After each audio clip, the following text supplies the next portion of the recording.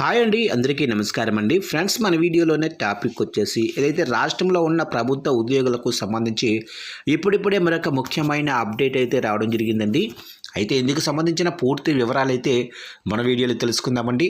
Video మాత్రం ఎక్కడా కూడా స్కిప్ చేయకుండా చూడండి ఫ్రెండ్స్, అప్పుడు మనకి పూర్తి సమాచారం అయితే తెలుస్తుంది. ఇక లేట్ చేయకుండా టాపిక్లోకి వెళ్ళిపోదాము. ఇక ఏపీలో లక్షల సంఖ్యలో ఉన్న ప్రభుత్వ ఉద్యోగులు ఉన్నారు. అయితే వారు నిర్వహిస్తున్న విధుల ఆధారంగా దశాబ్దాల క్రితం ఖరారు చేసిన పోస్టుల పేరుతోనే వారిని ఇప్పటికీ పిలుస్తున్నారు. ప్యూన్లు, వాచ్మెన్లు, అటెండర్లు ఇలా వందల సంఖ్యలో అభ్యంతరకర పేర్లు ఉన్నాయి. అయితే ఈ పేర్లను సృష్టించిన సమయంలో వీటిపై అంతగా అభ్యంతరాలు లేవు. కానీ మారుతున్న కాలాన్ని బట్టి వ్యక్తుల గౌరవ మర్యాదలకు ఇవి భంగం కలిగిస్తున్నాయన్న భావన ఉంది.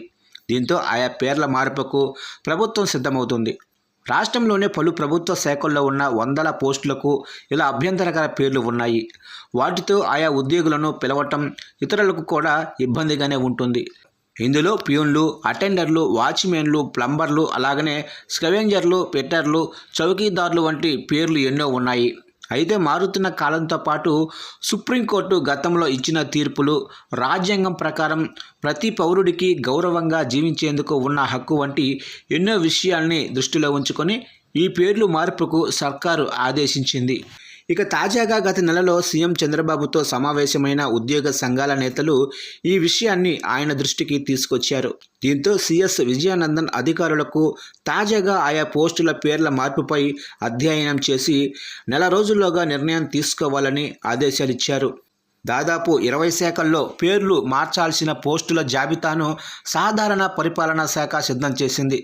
ఇందులో అత్యధికంగా పోలీసు, వైద్యారోగ్య, అలాగనే సాధారణ పరిపాలనా శాఖలోనే ఉన్నాయి. దీంతో వీటి మార్పు కోసం తాజాగా జీవో జారీ చేశారు.